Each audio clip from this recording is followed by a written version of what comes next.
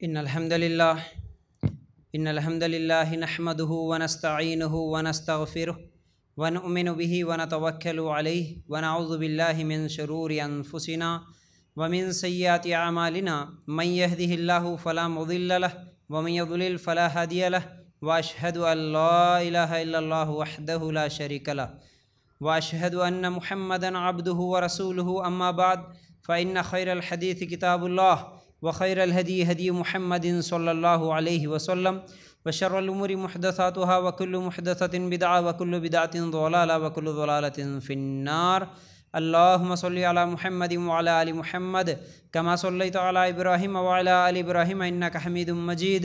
अल्लाहुम्मा बारिक अला मुहम्मदिन व अला आलि मुहम्मद कमा बारकता अला इब्राहीम व अला आलि इब्राहीम इन्नका हमीदुम मजीद। वक़ाल अल्लाहु तबारक व तआला फ़ी क़ुरआनिल मजीद या अय्युहल्लज़ीना आमनुत्तक़ुल्लाहा हक़्क़ तुक़ातिही व ला तमूतुन्ना इल्ला व अंतुम मुस्लिमून। रब्बि इश्रह ली सदरी व यस्सिर ली अमरी वहलुल उक़दतम मिन लिसानी यफ़क़हू क़ौली। हर किस्म की तारीफ़, हम्द व सना, किब्रियाई और बड़ाई उस अल्लाह रब्बुल इज़्ज़त के लिए हैं जो तमाम जहानों का पालने वाला रब है, और इसी तरह उसके आखिरी नबी मुहम्मद रसूलुल्लाह सल्लल्लाहु अलैहि वसल्लम पर बेशुमार दरूद व सलाम। हम्द व सना के बाद आज हम लोग जिस उन्वान के तहत कुरान और सुन्नत की रोशनी में कुछ बातें सुनने वाले हैं वो है गुनाह और तौबा। इंशाअल्लाह इस उन्वान को तफसील के साथ मैं आप लोगों के सामने रखने की कोशिश करूँगा। देखिए, हम इस दुनिया में आए, अल्लाह ताला ने हमें इस दुनिया में भेजा है तो एक आजमाइश के तौर पर भेजा है, इम्तिहान के तौर पर भेजा है। इस दुनिया में हमें हमेशा रहना नहीं है, एक ना एक दिन हर इंसान को मौत आना है। मरने के बाद फिर इंसान के लिए या तो जहन्नम उसका मुक़द्दर बनेगी या जन्नत। इंसान के लिए दो ही रास्ते हैं, या तो वो जन्नती बनेगा या जहन्नमी बनेगा। और अगर हम लोग इस दुनिया में रहते हुए अल्लाह की बात मानकर अल्लाह के बतलाए हुए रास्ते पर चल के ज़िंदगी गुजारेंगे तो फिर हमारा मुक़द्दर जन्नत है। अगर शैतान की बात मानकर शैतान के रास्ते पर चलेंगे तो हमारे लिए जहन्नम है। हमारे लिए दो रास्ते हैं, या तो अल्लाह का रास्ता या नहीं तो शैतान का रास्ता। अब हमें इख्तियार दिया गया है कि हम कौन सा रास्ता चुनेंगे। तो मेरी माँ बहनों, शैतान का रास्ता गुनाह का रास्ता है और अल्लाह का बतलाया हुआ रास्ता नेकी का रास्ता है। तो अब गुनाह कहते किसे हैं, नेकी कहते किसे हैं? अगर हम लोग हदीस की रोशनी में देखेंगे, सही मुस्लिम में ये रिवायत मौजूद है। अल्लाह के रसूल सल्लल्लाहु अलैहि वसल्लम ने फरमाया, नेकी अच्छे अखलाक का नाम है और गुनाह वो है जो तुम्हारे दिल में खटके। ये एक हदीस। दूसरी हदीस भी सुनो, मुस्नद अहमद की रिवायत। अल्लाह के रसूल सल्लल्लाहु अलैहि वसल्लम ने फरमाया, नेकी वो है जिस पर नफ्स और दिल मुतमईन हो जाए, और गुनाह वो है जो दिल में खटके और सीने में खिंचाव पैदा करे। इन दोनों हदीसों से जो बात मालूम होती है वाज़े तौर पर वो ये है कि गुनाह किसे कहते हैं और नेकी किसे कहते हैं। नेकी वो है जिस पर नफ्स मुतमईन हो, हम कोई अमल करें उस पर हमको इत्मीनान हो।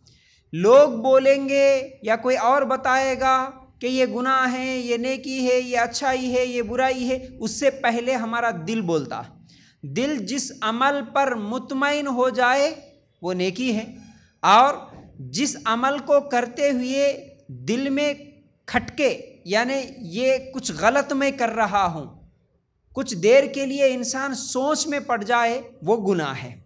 तो याद रखो, अल्लाह के रसूल सल्लल्लाहु अलैहि वसल्लम की इन दोनों हदीसों से हम लोगों को बात वाज़े हो गई है कि जिसके सीने में खिंचाव पैदा हो वो गुनाह है। ठीक है, अब बात को आगे बढ़ाते हुए, हम जो गुनाह करते हैं, इंसान जो गुनाह करता है, उस गुनाह के असरात इंसान की ज़िंदगी में क्या होते हैं, गुनाह का नुकसान क्या होता है।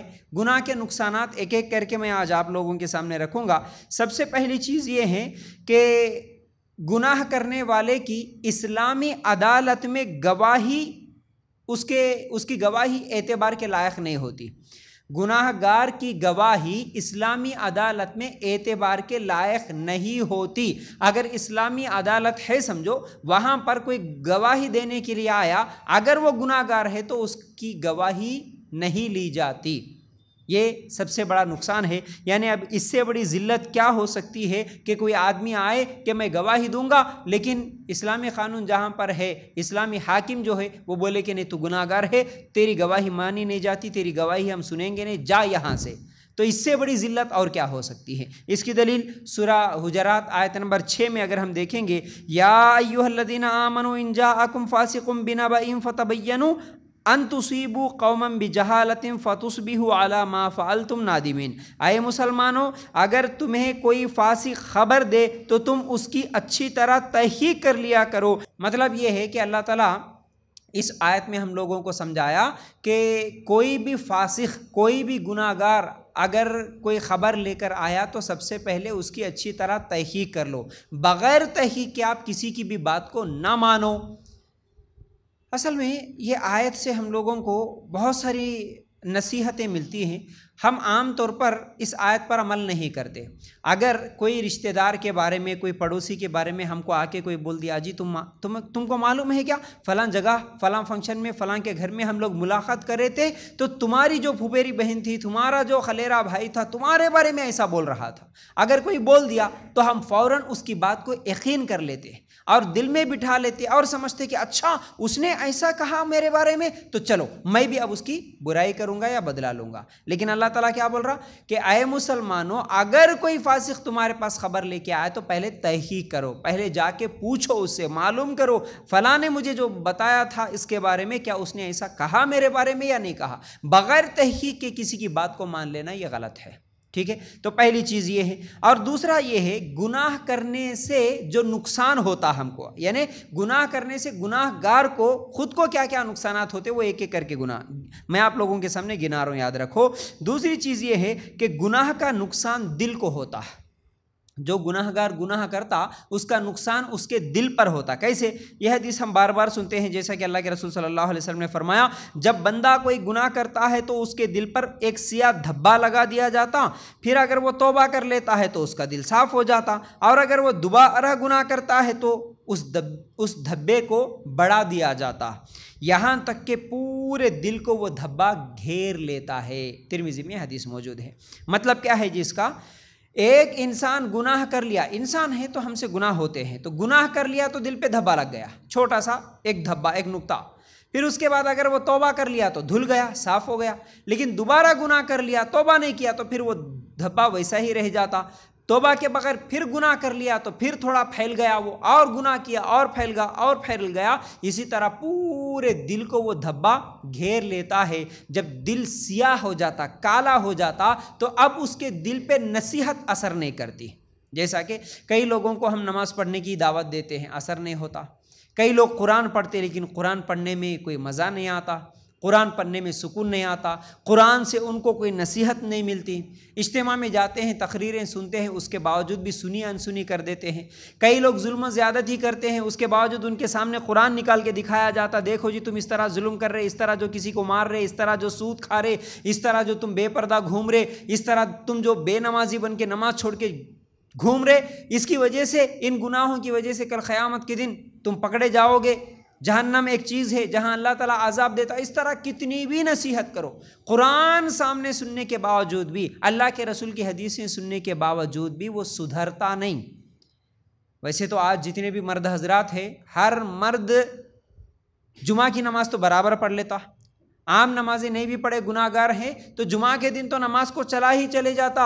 तो वो जुमा के खुतबे में कम अज़ कम एक 5 मिनट तो भी, आखिर में चले गया तो एक 5 मिनट तो भी वो जुमा का खुतबा सुनता ही होगा। तो उसमें उसको कभी ना कभी, हमेशा हर जुमा में कोई ना कोई बात जो आलिम साहब बयान करते मस्जिदों में, वो जहन्नम के ताल्लुक से, जन्नत के ताल्लुक से, गुनाह करने के अज़ाब के ताल्लुक से बयान तो करते ही होंगे। तो हर मुसलमान सुनने वाला सुनता है, और हर मुसलमान को मालूम है जहन्नम है, क़यामत का दिन है, कब्र का अज़ाब है, उसके बावजूद भी वो गुनाह कर रहा। इसका मतलब ये है उसके दिल पे बात असर नहीं करी। क्यों असर नहीं करी? क्योंकि वो गुनाह पे गुनाह करते गया, तौबा नहीं किया, तो उसके दिल पे जंग चढ़ गया, दिल सियाह हो गया, काला हो गया, इसलिए असर नहीं होता, याद रखो। तो चलो, उसके बाद तीसरा नुकसान जो होता गुनाह करने वाले का, उसका नुकसान ये है कि उसको इल्म का फ़ायदा नहीं होता है। गुनाह करने वाले को इल्म का फ़ायदा नहीं होता। कैसे?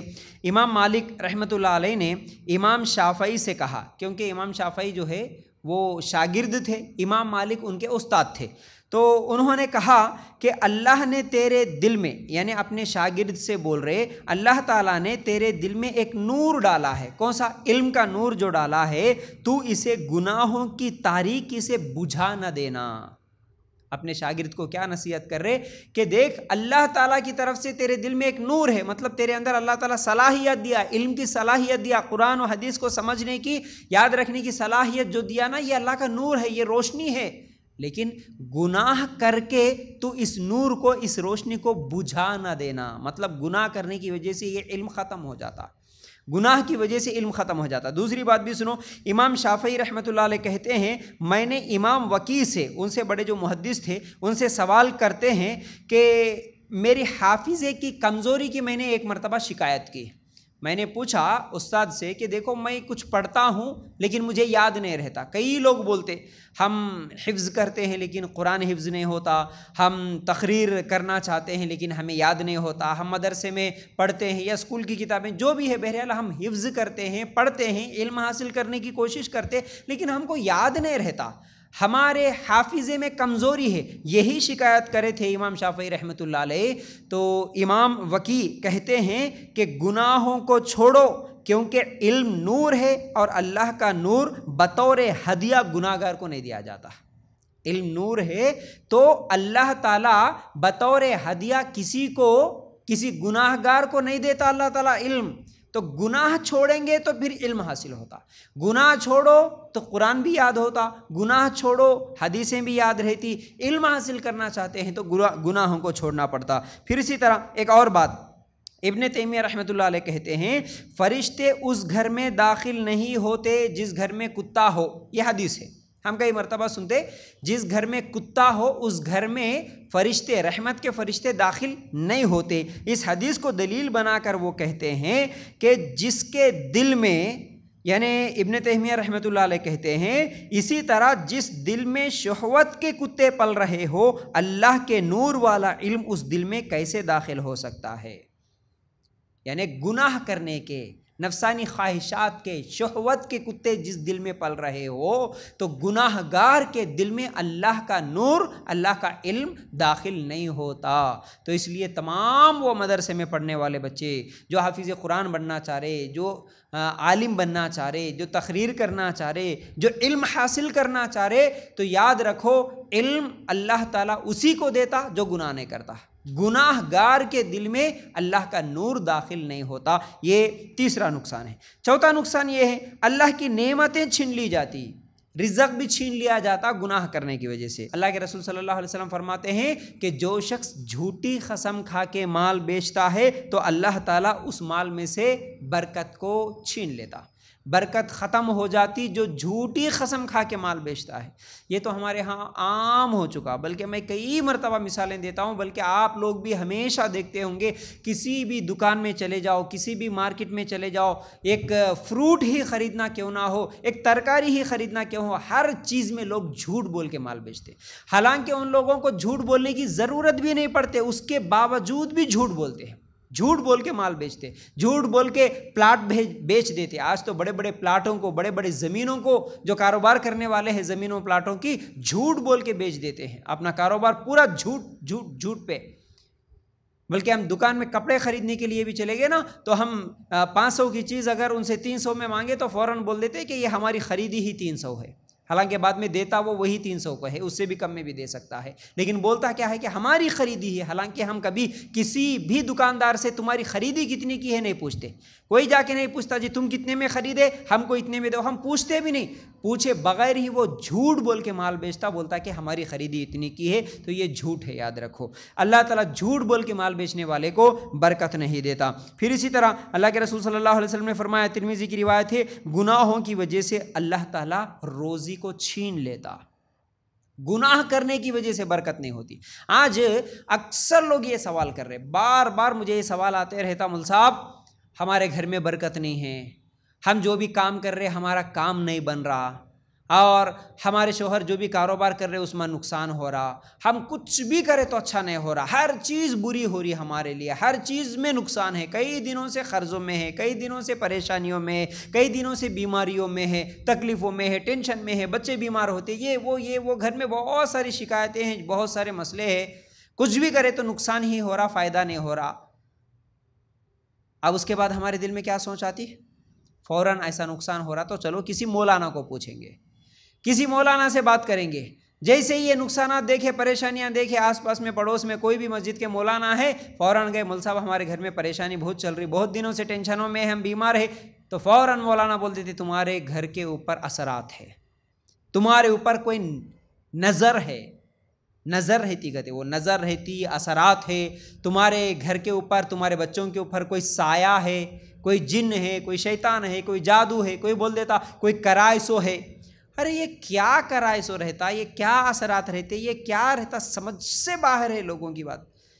मुझसे जितने भी लोग सवाल करते हैं मैं यही बोलता हूँ, भाई अगर कोई मौलाना ये बोले कि तुम्हारे ऊपर नज़र है तो उससे पूछो कि भाई नज़र है तुझे कैसा मालूम हुआ, तू भी हमारे जैसा इंसान ही है, तो नज़र किसी की है, किसी के असरात है, किसी का साया है, ये कैसा मालूम होता तुझे? झूठा आदमी है, झूठे आदमी है, इसीलिए झूठी बातें बोल के लोगों से माल लेना चाहते, लोगों को और ज़्यादा परेशान करना चाहते, लोगों को और ज़्यादा तकलीफ में डालना चाहते। कोई मौलाना ये नहीं बताते देखो जी तुम जो गुनाह कर रहे ना, इस गुनाह की वजह से तुम्हारे घर में बेबरकती है, कोई नहीं बोलता, कोई नहीं बोलता। क्यों? तुम गुनाह कर रहे बोले तो उन्हें जूते मारता। हाँ मैं गुनाहगार हूँ, क्या कोई अपने गुनाह को एक्सेप्ट करने के लिए तैयार नहीं है ना। किसी को अगर गुनाह के बारे में बोलो कि ये गुनाह है तो उसको गुस्सा आ जाता। तुम गुनाह छोड़ो जी तुम्हारे घर में बरकत आती, कोई नहीं बोलता। तुम 5 टाइम की नमाजी बनो जी इसलिए तुम्हारे घर में बरकत आती, कोई नहीं बोलता। तुम एक दिन भी फजर की नमाज में नहीं आ रहे, कहाँ से बरकत रहती तुम्हारे घर में? चलो घर के घर वाले सब नमाज पढ़ो, फजर में ताजुद पढ़ो, अगर ज़्यादा परेशानी रहे तो अल्लाह से दुआ करो, तुम्हारे घर में सब कुछ बरकत आ जाती, सब परेशानियां दूर होती है, कोई नहीं बोलता। ये कोई नहीं समझाता कि अल्लाह ताला तुम्हारे को आजमा रहा, शायद ठीक है आप गुनाह नहीं कर रहे होंगे, अल्लाह ताला तुम्हारा इम्तिहान ले रहा, तुम सच्चे कितने हैं, तुम झूठे कितने हैं। इसलिए अल्लाह ताला अपने चहीते बंदों को आजमाता, मुसीबतें देकर, परेशानियां देकर, इसलिए अल्लाह आजमा रहा होगा, तुम्हारा इम्तिहान ले रहा होगा, सब्र करो। अल्लाह ताला तुम्हारी तकदीर में लिखा होगा इतने साल तुम्हारे घर में परेशानियां चलेंगी, सब्र करो, उतने साल तकदीर में लिखा है तो ज़रूर रहेगा। अच्छी नीयत, अच्छी कोशिश के साथ अल्लाह से दुआ करते हुए आगे बढ़ो और कोशिश करो। ये कोई नहीं बोलता। फ़ौरन गए बीमारियों की शिकायत, परेशानियों की शिकायत तो बोल देते कि तुम्हारे ऊपर असरात हुए, तुम्हारे ऊपर साया है, जिन्ना है, जादू है। और ये कोई नहीं बोलता भाई कितना भी बड़ा असर होगा, कितना भी बड़ा साया होगा, कितना भी बड़ा जिन होगा, जादू होगा, वो तमाम जिन और जादू, जादूगरा, ये तमाम चीज़ों के मुकाबले में हमारे लिए सिर्फ कुल हु अल्लाहु अहद, कुल औज़ु बिरब्बिल फलक, कुल औज़ु बिरब्बिन नास काफ़ी है। सुबह शाम कम से कम इन 3 सूरतों को पढ़ लो, कोई जादू तुम्हारे ऊपर असर नहीं करेगा, कोई जिन, कोई साया तुम्हारे ऊपर असर नहीं करेगा, सब के सब जिन्नात भाग जाएंगे। ये 3 सूरे काफ़ी है तुम्हारे लिए। उसके साथ आयतल कुर्सी पढ़ो, सूरे फातिहा पढ़ो, जितने आ सकते हैं उतने सूरे, सुबह शाम के अज़कार पढ़ो, जितना याद कर सकते हैं। अल्लाह के रसूल सल्लल्लाहु अलैहि वसल्लम की बतलाई हुई बहुत सारी दुआएं हैं, वो पढ़ो जी। हर किस्म के जिन जादू से बच जाते बोल के कोई ये नहीं बोलता, क्योंकि उसका दुकान चलना है, उसको अगर तावीज़ बन के दिए तो 100 रुपये, 500 रुपये, 1000 रुपये मिल जाते हैं, और कुछ बड़ा प्रॉब्लम बता के उसको 40-50 हज़ार, 1-1 लाख भी लोगों से छीन सकता। दुआ पढ़ने के बहाने से हज़ारों हज़ार, लाखों लाख अपना बिजनेस चला सकता। इसलिए कोई ये नहीं बताता, बोल देता कि तुम्हारे पर असर है, साया है, उसको और परेशान करता। अब वो परेशानी में आके मुल साहब मेरा साया कैसा दूर होना, मेरा असर कैसा दूर होना, चल इतने दिन मेरे पास आ जा, मैं पढ़ते रहे तो मेरे को पैसा देते हुए चले जा, इसका धंधा भी चालू और उसका भी इत्मीनान। ये अजीब ख्याल है। याद रखो, इन वसवसों से, इन बुरे ख्यालों से निकलने की ज़रूरत है। यूट्यूब पे भी देखता हूँ इतने बड़े बड़े, अब क्या बताऊं, हर झूठा, हर सच्चा, हर आदमी बैठा हुआ जो चाहे वो लोगों को गुमराह करने के लिए बैठा हुआ है। ये चंद निशानियां देख लो तो समझो कि तुम्हारे ऊपर जादू हो गया करते। अब वो निशानियां भी बता देते। तुम्हारे को रात में बुरे ख्वाब आ रहे क्या, तुम्हारे को ख्वाब में सांप दिख रहा क्या, बिच्छू दिख रहा क्या, पानी दिख रहा क्या, शेर दिख रहा क्या, तुम्हारे घर में हमेशा झगड़े हो रहे क्या, मियाँ बीवी हमेशा लड़ाई झगड़े कर ले रहे क्या, तुम्हारे को रात को नींद नहीं आ रही क्या, तुम्हारे को घबराहट हो रही क्या, तुम बाहर गए तो कुछ भी तुम्हारा काम नहीं हो रहा क्या। ये 5-6 चीज़ें जो नॉर्मल हर घर में हर एक के साथ होते, वो चीज़ों को बता के बोल देता अगर ये है तो समझ जाओ तुम्हारे ऊपर पक्का जादू है। ज़हनी बीमार हो जाता, वो ज़हनी तौर पर बीमार हो जाता। हाँ ये साहब जो यूट्यूब में बताए पक्का वो तमाम चीज़ें मेरे ज़िंदगी में हो रही, अब मेरे ऊपर कौन की कर दिए कहते, कौन करे मुल साहब, जाओ अब वो मौलवी साहब नींबुआ नारेला पलीते कुछ भी दे देते, या कम से कम अच्छे शरीफ है तो रुक़या के नाम से तुम्हारे को पढ़ पढ़ के हज़ारों लाखों रुपए उनका अपना बिजनेस शुरू कर लेते। अल्लाह के लिए गौर करो। मुझसे जो सवाल करते ना, मैं उसको अच्छी तरह समझाता हूँ। कई लोगों को बोलता हूँ भाई ख्वाब ख्वाब ख्वाब ख्वाबों का टेंशन लेके कई लोग परेशान। अरे ख्वाब क्या है भाई? ख्वाब के ताल्लुक से अल्लाह के रसूल सल्लल्लाहु अलैहि वसल्लम की वाज़ेह हदीसें हैं। अगर बुरा ख्वाब है तो शैतान की तरफ से है, औज़ बिल्लाह पढ़ के 3 मरतबा थुतकार दो। अच्छा ख्वाब है तो अल्लाह की तरफ से है, अल्हम्दुलिल्लाह बोल दो, बस खामोश हो जाओ। ख्वाब किसी को मत बताओ, ख्वाब की वजह से किसी का कोई नुकसान नहीं होता। इतनी बातें बताने के बावजूद, नहीं मुल साहब मेरे को रात को सांप दिखा, नहीं मुल साहब मेरे को मर गए जैसा ख्वाब दिखा, मेरे को फरिश्ते बुला रहे कहते, मेरे को ये हुआ, मेरे को वो हुआ, फिर बयान करते रहते। मैं तो बोलता हूँ कोई ख्वाब की ताबीर बताते क्या? पहले बोल तो ख्वाब मुझे बताओ ही मत, बताओ मत, ख्वाब किसी को मत बताओ, ज़रूरत नहीं है बताने की। उसके बावजूद बताते फिरते, लोगों को बोलते फिरते हमारे को ये ख्वाब आया, इसका मतलब क्या है, ये ख्वाब आया। अब हमारे बुढ़िया खाला, ये जो हमारे माशरे में हर गली गली में फैले हुए बैठे हुए, वो लोग तो बस आसानी के साथ झूठे ख्वाबों की झूठी ताबीरें बता देते और लोगों को परेशान करते रहते। अब जितने लोग ये सांपों के बिच्छुओं के ख्वाबों के बारे में बोलते हैं ना, अल्लाह के लिए गौर करो, सबसे ज़्यादा ख्वाब तो मुझे भी आते हैं। मुझे नहीं दिखे सो सांप नहीं है, नहीं दिखे सो बिच्छू नहीं है, नहीं दिखे सो शेर नहीं है, नहीं दिखे सो पानी नहीं है, समंदर नहीं है, मौत के फरिश्ते, लेके जाना, मर जाना, तड़पना, हर चीज़ मुझे भी ख्वाब में आती है। अल्लाह के फजल से आज तक मैं किसी के सामने मेरे ख्वाब की परेशानी लेके किसी को नहीं बताया, किसी को नहीं बोला, कुछ भी नुकसान नहीं हुआ। अरे नहीं होता। ज़हनी बीमारियां भी बहुत सारी है, लोगों के ज़हनी बीमारियों की वजह से लोग बीमार पड़ते हैं। ये ख्वाबों की वजह से डर के बीमार होना ये बहुत बड़ी गलती है, याद रखो। क्योंकि मौका आया तो ये तफसीलात बोलना मैं ज़रूरी समझा, इसलिए मैं आप लोगों के सामने रखा। साइकोलॉजिकल बहुत सारी चीज़ें, इसके ऊपर मेरा एक तफसीली उन्वान भी है जादू के ताल्लुक से, वो कभी देख लेना यूट्यूब पर। तो बहरहाल इसमें असल में मैं क्या बोल रहा था कि घरों में जो बरकत छीन ली जाती, रिज़्क़ छीन लिया जाता, उसकी एक वजह हमारे गुनाह है। गुनाहों की वजह से बरकत ख़त्म हो गई। दुकान नहीं चल रहा तो सबसे पहले सोचो कि मेरा क्या गुनाह हो रहा, मेरे घर वालों से, मेरे घर में रहने वालों से क्या गुनाह हो रहे, पहले अपने गुनाहों को ढूंढो। फिर उसके बाद 5वीं चीज़, गुनाहों के जो बुरे असरात होते हैं उसमें से इंसान बुज़दिल हो जाता। गुनाहों की वजह से इंसान के अंदर बुज़दिली आ जाती है। जैसा कि सूरह मुनाफिकून आयत नंबर 4 निकाल कर देखेंगे, व इज़ा रअयतहुम तुअजिबुका अजसामुहुम व इन यक़ूलू तस्मा' लिक़ौलिहिम कअन्नहुम खुशुबुम मुसन्नदा यहसबूना कुल्ला सयहतिन अलैहिम हुमुल अदुव्वु फहज़रहुम क़ातलहुमुल्लाह अन्ना युफ़कून। जब आप इन्हें देख लें तो उनके जिस्म आपको खुशनुमा मालूम होंगे। ये जब बातें करने लगें तो आप इनके बातों पर अपना कान लगाएं, गोया कि ये लकड़ियां हैं दीवार के सहारे से लगाई हो, हर सख्त आवाज़ को अपने खिलाफ समझते हैं, यही हकीकी दुश्मन है, इनसे बचो, अल्लाह इन्हें गारत करे, कहाँ से फिरे जाते हैं। अल्लाह ताला इस आयत में मुनाफिकों की कुछ सिफ़तें बताया। उन मुनाफिकों की सिफ़त बताते हुए ये कहता है कि ये मुनाफिक बुज़दिल होते हैं। मुनाफिक कौन? जो गुनाह करने वाला है, ठीक है। मुनाफिक गुनाहों में मुब्तला रहते, दिल में कुछ छुपा के रखे, ज़ाहिरी तौर पर कुछ दिखाते हैं, तो अल्लाह ताला मुनाफिकीन को बुज़दिल बोला। तो अगर हम हमारे सहाबा की ज़िंदगियों को भी हम देखेंगे ना, हमारे सहाबा की ज़िंदगियों में सहाबा बुज़दिल नहीं थे, सहाबा बुज़दिल नहीं थे, क्योंकि सहाबा गुनाह नहीं करते थे। लेकिन जिन मुशरिकों से, जिन मुनाफिकों से जब कभी भी जंगें हुई काफिरों के साथ, तो सहाबा बग़ैर डरे के लड़े, तादाद में कम थे, उसके बावजूद भी सहाबा की जीत हासिल हुई, कई जंगों को जीत लिए। लेकिन गुनाहगार लाखों के तादाद में था, उसके बावजूद भी हार में उनकी जंगें तब्दील हो गई, उनको कई नुकसानात उठाना पड़े।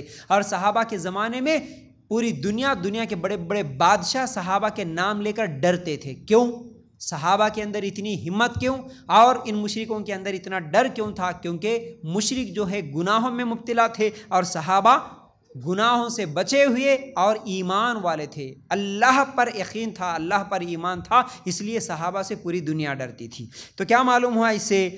जो गुनाह करता वो बुज़दिल हो जाता है, उसके अंदर डर पैदा हो जाता। और इसीलिए हम देखते हैं ना, जितने भी लोग ये जिन्नों का, जादुओं का सहारा लेते हुए जिन्नों जादुओं से डरते ना, ये सब गुनाहगार ही होते हैं।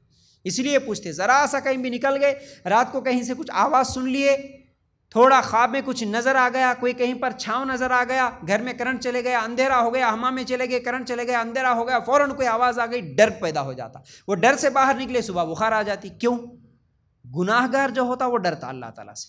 जो अल्लाह पे भरोसा करने वाला होता, एक अल्लाह की इबादत करने वाला होता, वो नहीं डरता। इसलिए मैं कई मरतबा मिसाल दिया आप लोगों को, अगर कोई आदमी जो नेक है, जो मुत्तकी है, जो मवाहिद है, अल्लाह और उसके रसूल की बात मानने वाला है, अगर उसके घर के सामने सुबह उठने के बाद नींबू, अगर 2-3 नींबू गिरे हुए, या फिर उसके साथ थोड़ी सी हल्दी भी अगर मिला के कोई फेंक दिया हो, इसका अकीदा कैसा रहता? और जो गुनाहगार है, जो शिर्क करने वाला है, जो मुर्दों के ऊपर, दरगाहों के ऊपर यकीन करने वाला हो, उसके घर के सामने अगर कोई नींबू काट के फेंक दे, दोनों की हालत ज़मीन आसमान में फ़र्क हो जाता।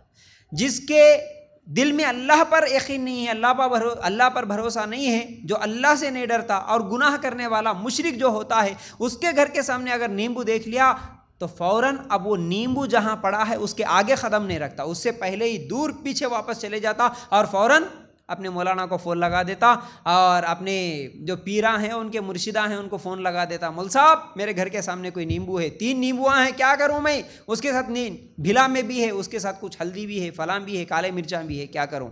फ़ौरन मौल साहब वहाँ से बोल देते, थोड़ी देर सब्र करो, मैं देख के बता देता हूँ। ख़त्म, वो बता दिए, तेरे ऊपर कोई जादू कर दिया, तेरे घर पर कोई कर दिया, इसलिए वो नींबू फेंक के चला गया। मौल साहब क्या करना? कुछ भी नहीं, 10,000 लेके आ जा, मैं उसको भगा देता हूँ।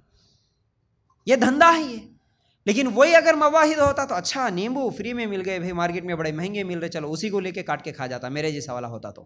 डरता नहीं बिल्कुल, औज़ बिल्ला पढ़ के ख़त्म, आयतल कुर्सी पढ़ के कुछ भी हुआ ख़त्म, उसको डर नहीं, क्योंकि उसको अल्लाह पे भरोसा है। ये जिन्ना जादुआ ये मेरे ऊपर कोई असर नहीं करेंगे, क्योंकि मेरे पास अल्लाह का कुरान है, मेरे साथ अल्लाह की मदद है। ये हिम्मत वाला होता है। तो याद रखो, इसलिए जितने भी लोग घर से बाहर निकलते, काली बिल्ली सामने आए तो पीछे मुड़ने वाले, कौन? यही डर फूक लोग हैं।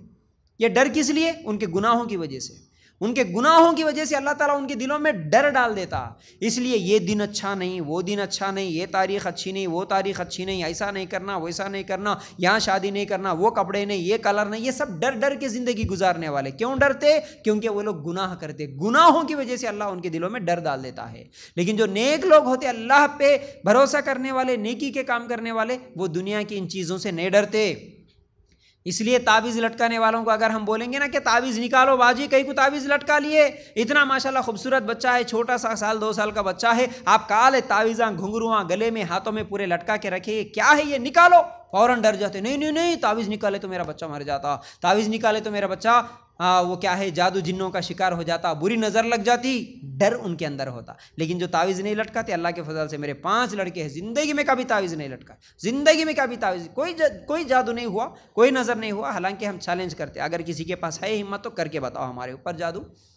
अरे अल्लाह से डरो, दुनिया से डरने की ज़रूरत नहीं पड़ती, नेक काम करो। ये तावीज़ों से, धागों से, बिल्लियों से, कुत्तों से डरने की ज़रूरत नहीं पड़ती, याद रखो। इसलिए नेकी करने से हिम्मत आती, गुनाह करने से उसके दिल में अल्लाह ताला डर बिठा देता, डर डाल देता, इंसानों का डर, जानवरों का डर, बेजान चीज़ों का भी डर अल्लाह ताला उनके दिलों में डाल देता। तो याद रखो, गुनाहों के बुरे असरात में से एक असर ये है कि इंसान बुज़दिल हो जाता। फिर उसके बाद 6वीं चीज़, गुनाहों का नुकसान क्या होने वाला है, गुनाह करने वाले की अल्लाह ताला दुआ भी कबूल नहीं करता। जैसा कि सही मुस्लिम की रिवायत, अल्लाह के रसूल सल्लल्लाहु अलैहि वसल्लम ने फरमाया, एक आदमी एक लंबा सफ़र करता है, उसके बाल बिखरे हुए हैं, उसका जिस्म गुबार आलूद है, यानी कोई लंबा सफ़र, उस ज़माने में आज के जैसा एसी की गाड़ियों में, कारों में तो नहीं घूमते थे, तो रेती की ज़मीन थी। तो अब उसमें अगर कोई सफ़र करते हुए कोई जानवर पे, कोई घोड़े पे भी चले गया तो पूरे जिस्म पे धूल लगी हुई, मिट्टी, उसके बाल बिखरे हुए हैं, और ऐसी हालत में थका हुआ आके वो हाथ उठा के अल्लाह ताला से दुआ कर रहा, ऐ मेरे रब, ऐ मेरे रब, ऐ मेरे रब। अल्लाह के रसूल सल्लल्लाहु अलैहि वसल्लम फरमाते हैं, अल्लाह उसकी दुआ कैसे कबूल करेगा? उसका खाना हराम का था, उसका पीना हराम का था, उसने जो लिबास पहनी हुई थी वो लिबास हराम के थे, और उसकी परवरिश भी हराम से हुई थी। अल्लाह उसकी दुआ कैसे कबूल करेगा? इतना थका हुआ भी, ऐसी थकावट की हालत में भी दुआ कर रहा है, लेकिन अल्लाह उसकी दुआ को कबूल नहीं करेगा, क्योंकि उसका खाना पीना, लिबास, उसकी परवरिश हराम चीज़ों से हुई, तो अल्लाह दुआ कबूल नहीं करता। हम लोग सूद का लेते, फाइनेंस का लेते, ब्याज लेते, ड्वाकरा, महिला मंडल, ये ग्रुप वो ग्रुप, सब में हमारा नाम बराबर, सूद का पैसा, तमाम चीज़ें चल रही आज, क्रेडिट कार्ड में, EMI में लोना लेते हैं, फाइनेंस पे कारां खरीदते हैं बड़े बड़े लोग, करोड़पतियां भी, फाइनेंस सूद गए तो गया, कोई बात नहीं। और घर के लोना, गोल्ड लोना, सोना रखो बैंक में, उठाओ पैसा, और उसके साथ साथ वो घरों का रहन का लेना, ये तमाम चीज़ें सूदी कारोबार है, तमाम चीज़ें सूदी कारोबार। तो सूद लेने वाला, सूद देने वाला, अब ये सूदी कारोबार करते हुए फिर अल्लाह ताला से दुआ करो, अल्लाह कैसे कबूल करेगा? तो गुनाहों की वजह से अल्लाह ताला दुआओं को भी कबूल नहीं करता। ये सही मुस्लिम की रिवायत है। उसके बाद 7वीं चीज़ अल्लाह की लानत होती है। अल्लाह की लानत का मतलब अल्लाह की रहमत से दूर। हम सबको अल्लाह की रहमत की ज़रूरत है। अल्लाह रहम कर, इसीलिए हम दुआ करते हैं, अल्लाह हम पर रहम कर। अल्लाह रहम करेगा तभी तो हमारे घर में बरकतें, खुशियाँ, बीमारियाँ ख़त्म, ये तमाम चीज़ें होंगी। तो याद रखो, इब्ने कसीर रहमतुल्लाह अलैह सूरा रूम आयत नंबर 41 की तफसीर में लिखा है। वो सूरा रूम आयत नंबर 41 क्या है? ज़हरल फ़सादु फ़िल बर्रि वल बहरी बिमा कसबत अयदिन नास लियुज़ीक़हुम बअदल्लज़ी अमिलू लअल्लहुम यरजिऊन। खुश्की और तरी में लोगों की बदआमालियों की बास फसाद फैल गया है। अल्लाह ताला क्या बोल रहा है इस आयत में? खुश्की में और तरी में, मतलब समंदरी इलाकों में भी और ज़मीन में भी लोगों के बदआमालियों की वजह से, लोगों के गुनाहों की वजह से फसाद फैल गया। मतलब जो भी बारिश का ना होना, तूफ़ानों का आना, जलजलों का आना, बेबरकती, बेसुकूनी, जो कुछ भी आज ज़मीन में फैली हुई, अल्लाह ताला कहता है लोगों के गुनाहों की वजह से, लोगों के गुनाहों की वजह से ये तमाम असरात हो रहे हैं। इस आयत की तफसीर में इब्ने कसीर रहमतुल्लाह अलैह लिखते हैं कि जानवर भी गुनाहगारों के लिए बद्दुआ करते हैं।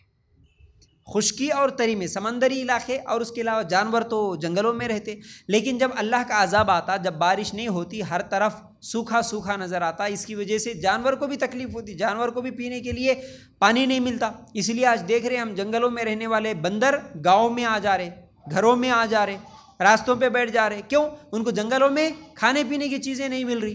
तो जानवरों को भी तकलीफ़ होती, किस लिए हो रही? क्योंकि अल्लाह का अजाब है। अल्लाह का अजाब किस लिए आया? लोगों के गुनाहों के, इंसानों के गुनाहों की वजह से अल्लाह ताला जब अजाब नाजिल करता, खुश्की आती, तो जानवर भी बद्दुआ करते गुनाहगारों के लिए, जानवर भी बद्दुआ करते। अल्लाह की रहमत से वो लोग दूर हो जाते, गुनाह करने वाले। फिर इसी तरह अल्लाह के रसूल सल्लल्लाहु अलैहि वसल्लम की हदीस है कि अल्लाह की लानत हो उस पर जो अल्लाह के अलावा किसी और के नाम पर ज़ुबाह करे। मुस्लिम की रिवायत, अल्लाह की लानत हो, बद्दुआ है ये किसके ऊपर? जो अल्लाह के अलावा दूसरों के नाम पर ज़ुबा करता हो।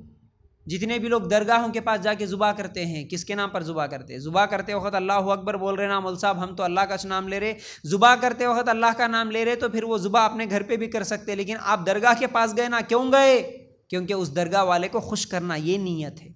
किसके लिए ज़ुबा कर रहे आप? कौन से दरगाह वाले के लिए, कौन से मुर्दे के लिए, कौन से मूर्ति के लिए, कौन से भगवान के लिए आप जुबा कर रहे? तुम्हारी नीयत क्या है जुबा करने से पहले? इस जुबा से कौन राजी हो? पहले ही मन्नत मान के रख लेते ना कि बाबा जी लड़का नहीं हो रहा, लड़का दे दो, 2 बकरों के साथ न्याज करूंगा। कितने लोगों को ये मन्नत मानते हुए हमने नहीं देखा। और जितने दरगाह हैं वहाँ पर जाके बकरों को जुबा करते हुए, नारियलों को फोड़ते हुए हम लोगों ने नहीं देखा। सब लोग जाके क्या कर रहे? उन्हीं से तो मन्नतें ही तो मांग रहे ना। तो तुम्हारा ये नारियल लेकर जाना, तुम्हारा ये बकरे जुबाह करना, उसको राजी करने के लिए, अल्लाह के लिए नहीं है। तो अल्लाह के रसूल सल्लल्लाहु अलैहि वसल्लम फरमाते, अल्लाह की लानत होती है ऐसे लोगों पर जो अल्लाह के अलावा दूसरों के लिए जुबा करते। फिर इसी तरह अल्लाह के रसूल सल्लल्लाहु अलैहि वसल्लम ने फरमाया, सही मुस्लिम की रिवायत, ये भी सही मुस्लिम की, और मैं जो पढ़ रहा हूँ ये भी सही मुस्लिम की रिवायत। अल्लाह के रसूल सल्लल्लाहु अलैहि वसल्लम ने फरमाया, सूद खाने वाला, सूद खिलाने वाला, सूद लिखने वाला, सूद पर गवाह बनने वाले पर अल्लाह की लानत है, और ये सब गुनाह में बराबर है। मतलब सिर्फ सूद खाने वाला, कुछ लोग क्या सोचते, नहीं मौलवी साहब हम तो नहीं खा रहे ना, लेकिन हम जरूरत पड़े जब दे रहे दूसरों को, हम ले रहे नहीं सूद, लेकिन हम ले रहे सूद पे। क्या करना, बच्ची की शादी है, कौन देता पैसे, चलो इसलिए 2 लाख 4 लाख उधार ले लिए, सूद पे ले लिए। घर बनाना है, कौन देता, इतना आसानी के साथ घर नहीं बनता ना मौलवी साहब, इसलिए क्या करना, कुछ भी सोना है तो बैंक में रख देना, बैंक से लोन ले लेना, 10-10 साल 20-20 साल के लोन लिखा लेते, कहते लिखा लेके 30 लाख 40 लाख रुपए जितने चाहे उतने घर के लोन के नाम पर उठा लेते, अब उसको 10 साल 20 साल हर महीना इतना देते जाते क्यों? हमारे को घर होना ज़रूरी है ना, इसलिए लोन लेते, गाड़ी होना ज़रूरी है ना, लेते। हम सूद लेते नहीं, हम सिर्फ सूद देते, बैंकों को सूद देते। हम ड्वाकरा महिला मंडल में हम लेते नहीं, हम देते ना। सूद देना गुनाह नहीं समझते। अल्लाह के रसूल सल्लल्लाहु अलैहि वसल्लम की हदीस क्या है? लेने वाला देने वाला, सिर्फ लेने देने वाला ही नहीं, उसके साथ साथ सूद यानी खाने वाला खिलाने वाला, और उसके साथ साथ सूद पर गवाह बनने वाला। हम लेते भी नहीं देते भी नहीं, लेकिन कोई हमारा रिश्तेदार है, कोई हमारा दोस्त है, वो मजबूर है, वो लेना चाह रहा, हम क्या करते? सिर्फ गवाह बनते। ठीक है जी, मैं गवाह हूं। और कुछ लोग हम लेते भी नहीं देते भी नहीं, लेकिन क्या करते? हम सिर्फ लिखते, उनको लिखना नहीं आता, हम बैठ के सिर्फ लिख के साइन लेते। याद रखो, देने वाला, लेने वाला, लिखने वाला और गवाह बनने वाला सबके सब बराबर बोले अल्लाह के रसूल सल्लल्लाहु अलैहि वसल्लम। तो अगर हम सूद नहीं खाते लेकिन सूद किसी को खिलाते, तब भी खाने वाले के बराबर। खाते भी नहीं खिलाते भी नहीं, लेकिन सिर्फ सिग्नेचर करते, गवाह बनते, तब भी खाने के बराबर है। याद रखो, सूद बड़ा खतरनाक गुनाह है, इसलिए सूद से बचना चाहिए। अल्लाह की लानत होती है ऐसे लोगों पर। सही मुस्लिम में यह हदीस मौजूद है। उसके बाद गुनाहों के असरात क्या होते हैं? 8वीं चीज़, आफतें आती हैं। गुनाहों की वजह से आफतें, हलाकत और मुसीबतें, जैसा कि एक लंबी हदीस है, इब्ने माजा में यह हदीस मौजूद है। अल्लाह के रसूल सल्लल्लाहु अलैहि वसल्लम ने फरमाया, 5 चीज़ें हैं जिनमें अगर तुम मुब्तिला हो गए तो अजाब आएगा। ये 5 चीज़ों में अगर तुम पड़ गए तो अल्लाह का अजाब आता, बोले अल्लाह के रसूल सल्लल्लाहु अलैहि वसल्लम। वो 5 चीज़ें क्या है? पहली चीज़, जो कौम खुली फहाशी करे तो इनमें ताउन जैसी बीमारियां और ऐसी बीमारियां फैलती हैं जो इनके बाप दादा ने नहीं देखी। खुली फहाशी, बेहयाई, बेशर्मी वाले काम, गंदे काम आज हम देख रहे। जिना आम हो गया है, अफेयर्स आम हो गए हैं, नंगापन आम हो गया है, नाच गाना आम हो गया है। ये सब बेशर्मी वाले काम है, बेहयाई वाले काम। अल्लाह के रसूल सल्लल्लाहु अलैहि वसल्लम 1450 साल पहले बता दिए, जिस कौम में खुली फहाशी, खुल के कर रहे ना आज फहाशी, गंदा काम खुल के कर रहे, छुप के भी नहीं, तो खुली फहाशी जिस कौम में आम हो जाती, अल्लाह के रसूल सल्लल्लाहु अलैहि वसल्लम फरमाते हैं उस वक़्त अल्लाह ताला ऐसी बीमारियां डाल देता, ऐसी बीमारियां डाल देता जो कि तुम्हारे बाप दादा ने उन बीमारियों को नहीं देखा था। कोरोना क्या हमारे दादा को मालूम था? कुछ ही साल पहले हम उस बीमारी से निकले ना, 3-4 साल पहले कितना परेशान थे। ये जो बीमारी है, कोरोना की बीमारी, एड्स की बीमारी, कैंसर की बीमारी, क्या हमारे बाप दादा जो पहले के लोग थे क्या उनको मालूम थे? अल्लाह के रसूल सल्लल्लाहु अलैहि वसल्लम ने फरमाया, गुनाहों की वजह से अल्लाह ताला ऐसे बीमारियां डाल देता। फिर दूसरी चीज़, नाप तोल में कमी करेंगे तो पैदावार में कमी होगी और बादशाह का जुल्म होगा। नाप तोल में कमी, कई चीज़ें, छोटे से छोटे तरकारी प्याज बेचने वाले से लेकर बड़े से बड़ी चीज़ों में नाप तोल में कमी होती। इसकी वजह से क्या होता? पैदावार में कमी होती, बोले अल्लाह के रसूल सल्लल्लाहु अलैहि वसल्लम। फिर इसी तरह तीसरी चीज़, अगर ज़कात रोक लेंगे तो अल्लाह ताला बारिश रोक लेता। ज़कात नहीं देते, माल है, करोड़ों का माल है, ज़मीन है, प्लाट है, जायदाद है, बहाने बनाते हम लोग, लेकिन ज़कात नहीं देते। आज मैं देखता हूँ, अक्सर जगहों पर मैं घूमता हूँ, लोगों के हालात देखता हूँ, मुसलमानों के पास माशाल्लाह अल्लाह का दिया हुआ इतना माल है, इतनी ज़मीनें, इतना जायदाद है, करोड़ा करोड़ा, उनकी पूरी ज़िंदगी, उनकी नस्ल, उनके बच्चे, उनके बच्चों के बच्चे बैठ के खाएंगे तब भी नहीं सरते। इतनी ज़्यादा प्रॉपर्टियाँ हैं लोगों के पास। नहीं है ऐसा नहीं, बहुत है, लेकिन देते नहीं। एक तो अल्लाह के राह में खर्च नहीं करते, और जो उनके ऊपर फ़र्ज़ है ज़कात, हर साल करोड़ों में ज़कात निकलती है। हर जगह बोल रहा हूँ मैं, हर जगह ऐसे करोड़पति, करोड़ों में ज़कात निकलती है उनकी, अगर सिर्फ ज़कात देने लग जाए तो। आज ज़कात देना, बहुत ही कम लोग ज़कात देते हैं, बहुत कम लोग ज़कात देते हैं, ज़्यादातर लोग ज़कात नहीं देते। अल्लाह के रसूल सल्लल्लाहु अलैहि वसल्लम फरमाते हैं, ज़कात को जो लोग नहीं देते अल्लाह ताला बारिश को रोक लेता है। याद रखो, बारिश को रोक लेता। फिर इसी तरह चौथी चीज़, अल्लाह और उसके रसूल के अहद को तोड़ देंगे, अल्लाह इन पर गैर कौम के दुश्मनों को मुसल्लत कर देगा जो इनके माल और जायदाद को छीन लेंगे।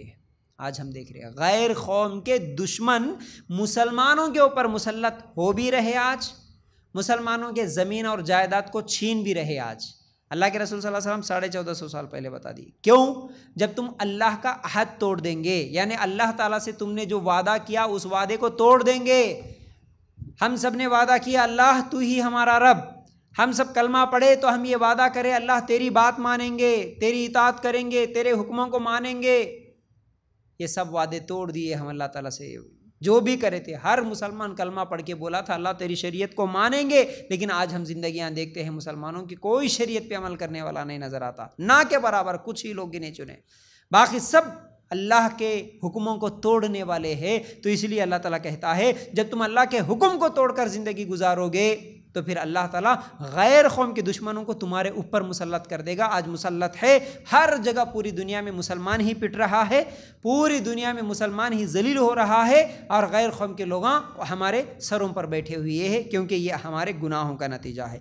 फिर उसके बाद अल्लाह के रसूल सल्लल्लाहु अलैहि वसल्लम ने फरमाया, पाँचवीं चीज़, जब इनके हुक्मरान अल्लाह की किताब के मुताबिक फ़ैसले करना छोड़ देंगे, अल्लाह इनमें बाहमी इख्तिलाफ पैदा करेगा। इब्न माजा की रिवायत। मुसलमानों के हुक्मरान अपनी मर्ज़ी से जब फ़ैसले करेंगे, अल्लाह के कुरान को छोड़ देंगे, कुरान के हिसाब से कोई फ़ैसला नहीं होगा, अपनी मर्ज़ी के फ़ैसले होंगे। आज हम देखते हैं मुसलमानों के हुक्मरानों की बात तो क्या, आपस में भाई बहन जब प्रॉपर्टी का मसला आता है तो कई लोग कुरान के हिसाब से प्रॉपर्टी की तकसीम नहीं करते, नहीं जी हम हमारी मर्ज़ी से कर लेंगे। खुला और तलाक़ के मसले अपनी मर्ज़ी से कर लेंगे, अल्लाह रसूल के बतलाए हुए तरीक़े हमको ज़रूरत नहीं है। तो याद रखो जब ऐसा होगा तो अल्लाह ताला कहता है आपस में अल्लाह ताला इख्तिलाफ डालेगा, आपस में मुसलमान एक दूसरे से लड़ते हुए नज़र आ जाएंगे। फिर उसके बाद चेहरे बिगाड़ दिए जाएंगे। ये 9वां नुकसान होगा। गुनाहों के नुकसानात में से एक नुकसान ये होगा कि अल्लाह ताला चेहरों को बिगाड़ देगा। जैसा कि अल्लाह के रसूल सल्लल्लाहु अलैहि वसल्लम ने फरमाया, जब गाने वालियाँ गाएंगी मौसीकी के आलात ज़्यादा हो जाएंगे और शराब आम हो जाएंगी तो ज़मीन में धंसने, पत्थरों के बरसने और बंदर और सुव्वरों की शक्ल में मस्ख होने के वाक़यात हो जाएंगे। ये सही अल-जामे में रिवायत मौजूद है। क्या बोले अल्लाह के रसूल सल्लल्लाहु अलैहि वसल्लम, जब गाने वालियाँ ज़्यादा हो जाएंगी मौसीकी के आलात ज़्यादा हो जाएंगे। हम खुद अपने बचपन में, शायद आप अपने बचपन में जो ज़माना देखे थे, क्या उस वक़्त इतना ज़्यादा गाना आम था, इतना ज़्यादा गाने वाले थे, इतने ज़्यादा सिंगर्स के नाम किसी को याद थे? नहीं थे। इतने ज़्यादा जो टीवी में प्रोग्राम देख रहे वो आम थे? नहीं थे। गाने वालियाँ और मौसीकी के आलात यानी म्यूज़िक इंस्ट्रूमेंट्स, म्यूज़िक बजाने की चीज़ें, क्या आज जो घरों में होम थिएटर्स देख रहे, क्या बचपन में होम थिएटर्स थे किसी के घर में जो कि बजते हैं तो एक आवाज़ ऐसी बड़ी आवाज़ लेकर आते हैं? किसको मालूम था होम थिएटर किसको बोलते हैं? अलग अलग जगह पर अलग अलग छोटे छोटे स्पीकर्स लगाना किसको मालूम था? डीजे लगाना किसको मालूम था? 10 साल पहले, 15 साल पहले डीजे का नाम क्या हम सुने थे? नहीं सुने थे। ये म्यूजिक के इंस्ट्रूमेंट्स जो बढ़ते जा रहे, गाने बढ़ते जा रहे। गाना सिर्फ कभी किसी के रेडियो में था, किसी के टेप में था, वो भी गांव में घरों में किसी के एक के पास रहते थे। किसी मालदार के घर में सिर्फ एक टीवी नजर आती थी, बस वहीं से गाना सुनाई देता था। क्या मोबाइल में गाने हर जगह चलते फिरते, सफ़र में बैठे, सुबह शाम बेड पे लेटे, आँख खोलते ही हमेशा गाने। और ये म्यूज़िक आज मोबाइल की वजह से जितना आम हो गया है म्यूज़िक, क्या 10 साल पहले ये म्यूज़िक का सिस्टम, ये मोबाइल का सिस्टम था? अल्लाह के रसूल सल्लल्लाहु अलैहि वसल्लम क्या बोले? जब मौसीकी के आलात आम हो जाएंगे, गाने वालियाँ, अल्लाह अकबर, गाने वालियों के ताल्लुक़ से तो मैं क्या बोलूँ, शायद मैं समझता था कुछ दिन पहले तक कि हमारे बचपन में, स्कूल के ज़माने में बस एक दूसरे के साथ बच्चे बच्चियाँ जो भी है गाने सीखते थे, चलते फिरते गाने गुनगुनाते थे, बस उसी वक्त था। अब तो सिर्फ जो सिंगर्स है वही लोग गाते होंगे। मुसलमान गाने याद करना, गाने गाना छोड़ दिए होंगे समझा था। लेकिन कुछ दिन पहले एक दुकान में यहीं पर जाने का मौका मिला। वो दुकान में बैठ के जो बच्चियां काम करने वाली होती है, जो बच्चे काम करने वाले होते हैं, आपस में एक दूसरे को गाने सुना ले रहे, आपस में एक दूसरे के साथ सुर में गाते हुए, ये गाना नहीं जी ये गाना है, ये फिल्म का गाना है, ये फिल्म का गाना है। नौजवान लड़की जिसका निकाह नहीं हुआ, गैर महरम के सामने बैठ के दुकान में काम करने वाली गाने ही गाने, जितनी देर हम थे उतनी देर एक एक गाना गाते हुए उसको सुना रही थी।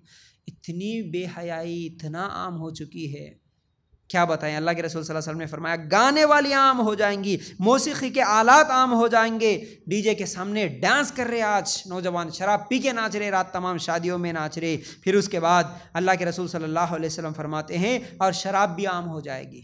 ठीक है। उसके बाद जब ये चीज़ें आम हो जाएंगी, ज़्यादा हो जाएंगी, अल्लाह ताला ज़मीन में धंसाएगा लोगों को, ज़मीन में धंसाएगा, जलजले आ जाएंगे, फिर इसी तरह आसमान से पत्थरों की बारिश बरसाएगा और अल्लाह ताला इनकी शक्लों को बंदर और सुअर बनाएगा। तो आज का जो हमारा टॉपिक है गुनाह और तौबा, इसमें से आज मैं आप लोगों के सामने पहली चीज़ ये रखा कि इंसान जब गुनाह करता है तो गुनाह के वजह से क्या क्या नुकसान होते, गुनाह करने की वजह से क्या क्या नुकसान होते। तो हम जब कभी भी हमारी ज़िंदगी में कोई नुकसान देखते हैं, चाहे वो कारोबारी नुकसान हो, चाहे वो हमारे घरों में बेबरकती का फैलना हो, लड़ाई झगड़ों का नुकसान हो, बेचैनी, बेसुकूनी, घरों में टेंशन्स, परेशानियां, झगड़े, कौन सा भी नुकसान, जो इंसान जिसको नुकसान समझता, जिसका जो प्रॉब्लम समझता कि मेरा ये नुकसान हो रहा है, तो उस नुकसान की वजह लोगों के पास जाके सवाल करने, इधर उधर भटकने से पहले खुद इंसान इन आमाल को, इन गुनाहों की तरफ देख ले, कहीं ये गुनाह मैं तो नहीं कर रहा जो अभी मैं आप लोगों के सामने रखा। गुनाहों की वजह से जो नुकसान होता, 10 नुकसानात मैं आप लोगों के सामने रखा। उसमें से एक तो इस्लामी अदालत में उसकी गवाही नहीं मानी जाती, और दूसरा नुकसान गुनाह करने से दिल काले हो जाते, नसीहत असर नहीं करती, लोग सुधरने के लायक नहीं हो जाते। तीसरी चीज़ इल्म का उसको कोई फ़ायदा नहीं होता। चौथी चीज़ अल्लाह की नेमतें छीन ली जाती, रिज़्क़ में भी बरकत नहीं रहती। पांचवी चीज़ इंसान बुज़दिल हो जाता गुनाह करने की वजह से। छठवीं चीज़ वो दुआ करता लेकिन अल्लाह ताला उसकी दुआ को कबूल नहीं करता। सातवीं चीज़ अल्लाह ताला की लानत होती है, मतलब अल्लाह की रहमत से वो दूर हो जाता है, अल्लाह की रहमत से महरूम हो जाता है। आठवीं चीज़ हलाकतें उसके ऊपर आ जाती हैं, आफतें आ जाती, मुसीबतें आ जाती, अल्लाह का अज़ाब आ जाता। नौवीं चीज़ अल्लाह ताला उसके चेहरे को बिगाड़ देता। और 10वीं चीज़ ईमान का नूर छीन लिया जाता। ये आखिरी बात बता के अपनी बात को ख़त्म करूँगा। 10वीं चीज़ गुनाहों की वजह से जो नुकसान होता वो ईमान का नूर उससे छीन लिया जाता। जैसा कि अब्दुल्ला इब्न अब्बास रज़ी अल्लाह तआला अन्हु अपने बेटों से कहते हैं, जैसे ही ऐ मेरे बेटो, जैसे ही तुम निकाह के काबिल हो जाओ फ़ौरन निकाह करो, क्योंकि ज़िना ईमान के नूर को छीन लेता है। क्या बोल रहे अब्दुल्ला इब्न अब्बास रज़ी अल्लाह तआला अन्हु, और वो इस हदीस को दलील बना के बोले, सही बुखारी की हदीस, अल्लाह के रसूल सल्लल्लाहु अलैहि वसल्लम ने फरमाया, जानी जब जिना करता है तो उस वक़्त अल्लाह ताला उसके ईमान को खींच लेता, वो मोमिन नहीं रहता। इस हदीस को दलील बनाकर कि अल्लाह के रसूल सल्लल्लाहु अलैहि वसल्लम ने कहा जिना करते वक़्त अल्लाह उसके ईमान को खींच लेता, अगर उस वक़्त उसकी मौत आ गई तो फिर वो ईमान की हालत में उसकी मौत नहीं आई। इस हदीस को दलील बनाकर अपने बेटों से अब्दुल्ला इब्न अब्बास रज़ी अल्लाह तआला अन्हु कहते हैं, ऐ मेरे बेटो, जब तुम्हें लगे कि तुम्हें शादी की ज़रूरत है तो फ़ौरन शादी कर लो, मैं तुम्हारी शादी कर दूंगा, और तुम शादी के लायक बन गए तो फ़ौरन मैं तुम्हारी शादी कर दूंगा। क्योंकि अगर बग़ैर शादी के रहेंगे तो एक तो नज़रों की हिफाजत भी नहीं होती और शर्मगाह की भी हिफाजत नहीं होती, इसकी वजह से जिना हो जाता है। जिना ईमान के नूर को छीन लेता है, इसलिए ईमान बचाना है तो तुम्हें शादी कर लेना होगा। कैसी सोच थी हमारे सहाबा की, आज ये सोच हमारे अंदर बाकी नहीं रही। आज हमारे ख़ास तौर से अब कितनी बातें याद आती, क्या समझाऊँ मैं, कितनी बातें समझाऊँ।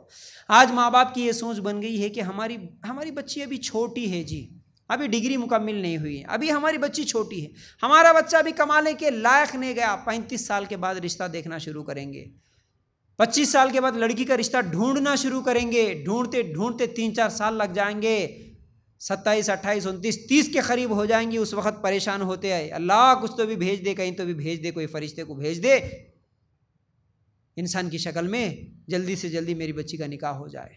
हम माँ बाप जुल्म कर रहे हैं, आज माँ बाप अपने बच्चों पर जुल्म कर रहे हैं निकाह को देर करके, इसी वजह से जिना आम हो रहा हमारे माशरे में।